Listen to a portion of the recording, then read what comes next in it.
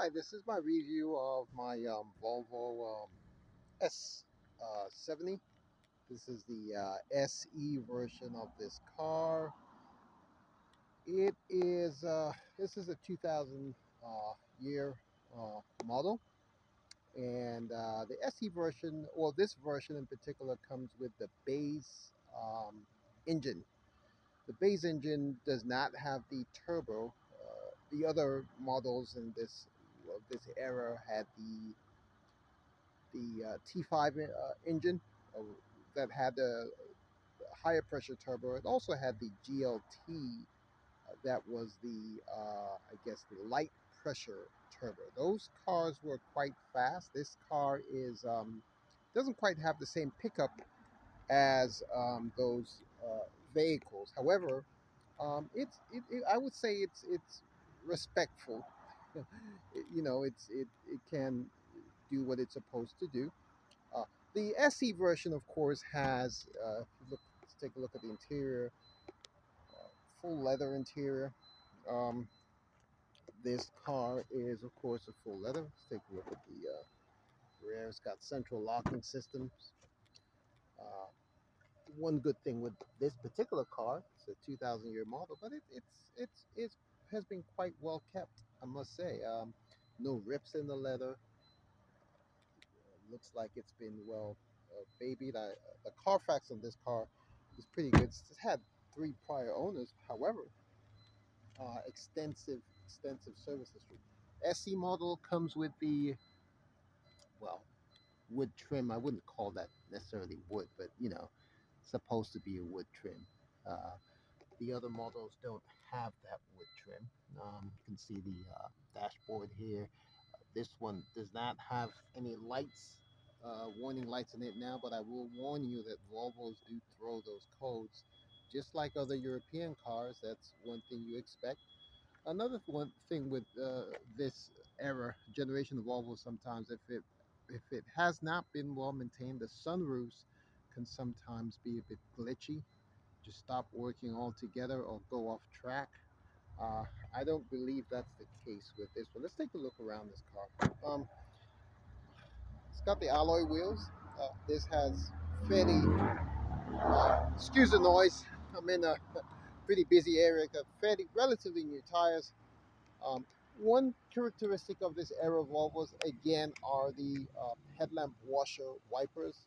Don't know why they had them, but seems to be something quite common with that period of Volvos. Um, what else do I? Well, I guess let's take a look.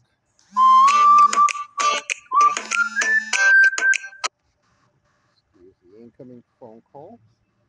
Take a look at the back again. There you go. Pretty clean. Well, the thing with these cars that I really like about them is I've gone through a number of these cars. I've never come across one that has had significant rust on them.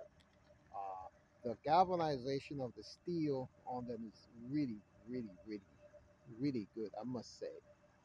I must really say. So let's take a look at the motor in these cars and see what we've got going on here. Let's take a look at the engine bay. That's what the soul of the car is.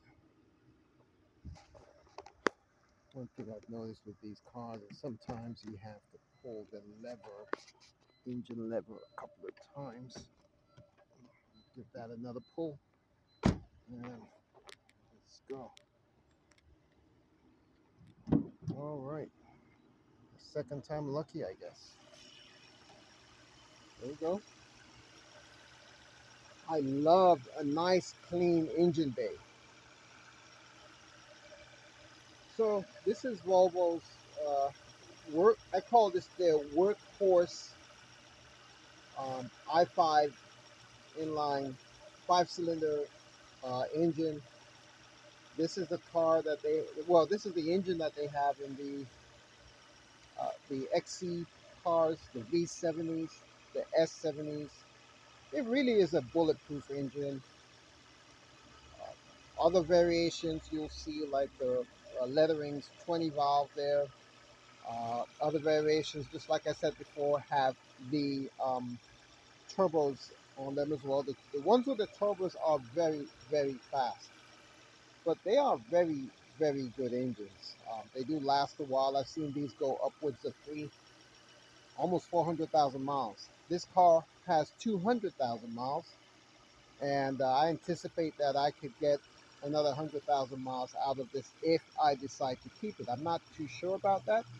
I do have a 98 model that's a GLT.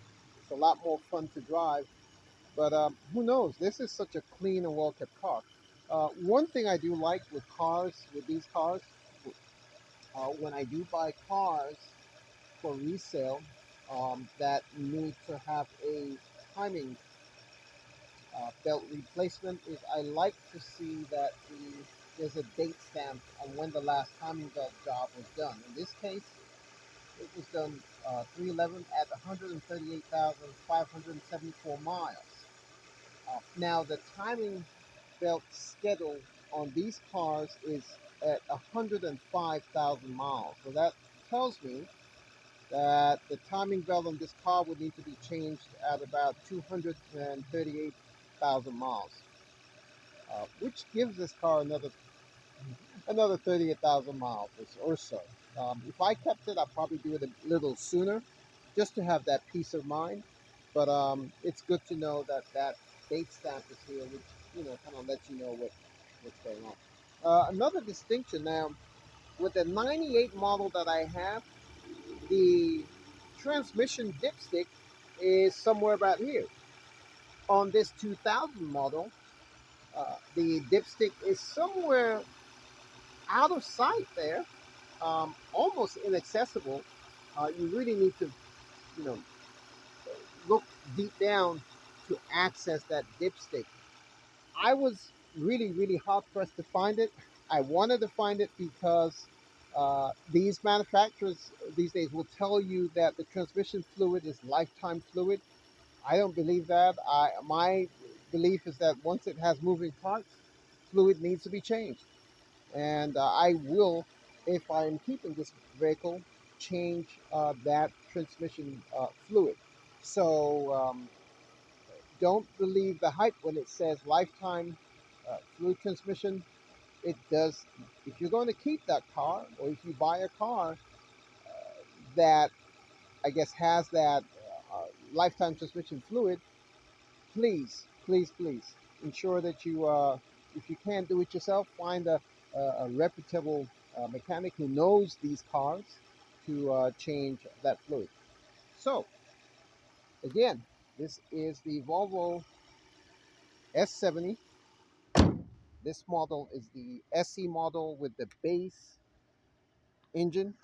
Uh, it does not have the turbo, but a very, I would say, a very clean example here. And definitely a car worth having. Volvos are very good cars, especially the S70s are really an evolution from the 850s from the 90s.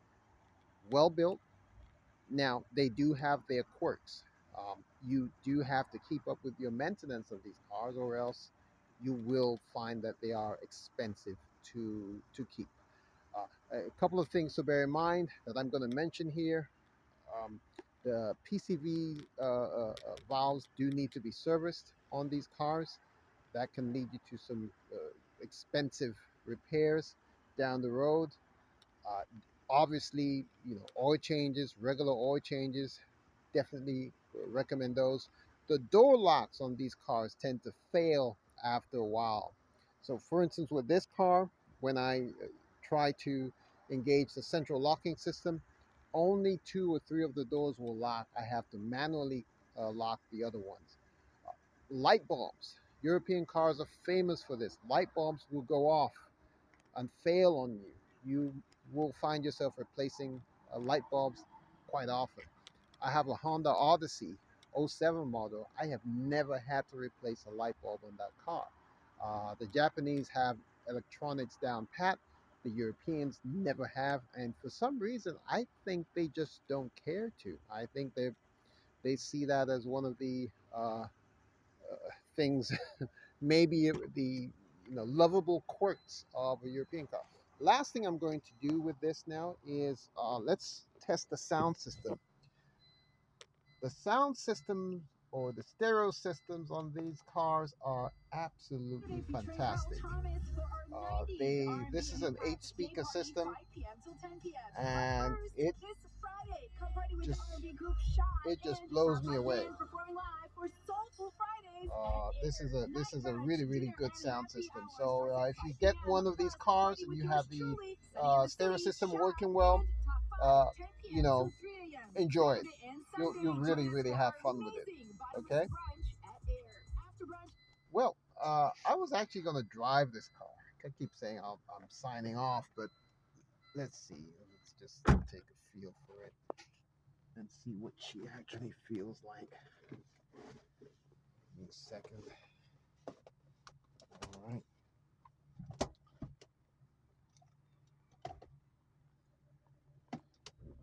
Transmission on this car is pretty smooth. The It's got the W here. What that is for winter driving. And so when the weather's pretty bad and you've got some snow, you press that, it will engage. And when it does, the gear spacing of the gear ratios becomes a little longer, so you don't get as much wheel spin. You get better traction. Now these are front wheel drive cars, so already they do fairly well in the snow or in bad weather or in ice. But again, it's definitely a nice thing to have that winter option there. Of course, you've got the heated seat options there as well, air conditioning. Oh, one other thing. Yes, air conditioning on these cars. The heater models, the core units tend to fail after a while. And the air conditioning unit on these cars, when they do go bad, it's quite a job. You've got to take off the whole dashboard and go behind to replace one of the parts there, and it's not fun. So that's one of the drawbacks of this. Gas mileage. These cars are pretty good on gas. You probably will be averaging in town 22, 23, 24, depending on how you drive. This is the non-turbo model, so it's definitely a lot better on gas than the turbo models. So those ones are not terrible either. So yeah, one of the advantages of getting this non-turbo model is, well, disadvantage of course is it's slower, but one of the advantages is that it is, you don't have to worry about having a turbo, and that can come with its own issues, especially on an older car. And so, if you're someone who really wants a car to get A to B, an older, solid Swedish European car, um, you may want to choose the non-turbo model. I have driven all of them. I will say the R version of these is a real beast. It's super fast. Then, of course, you have the T5s, which is a high pressure turbo, and then you have the GLT. Probably the GLT is a real good choice as well. It's light pressure, not as much strain on the engine as the other turbos, and relatively long lasting. I've seen GLTs last as long as 300,000 miles on the same turbos. All right. Good resource for Volvos on YouTube. I believe his name is Robert DIY, the Volvo guy. That dude is just a heck of a resource for fixing Volvos. I've been watching his YouTube channel, and he has such a wealth of knowledge and experience with Volvo cars. So that's definitely someone that I would recommend. All right, let's take a quick spin with this. And see how she drives. Uh, she is a real smooth ride. Uh, That's my office guy who cleans up my office. Real nice dude. All right, taking the Volvo for a spin. Now, when you're driving these cars, you do feel the age of the cars somewhat. I feel I do feel this car,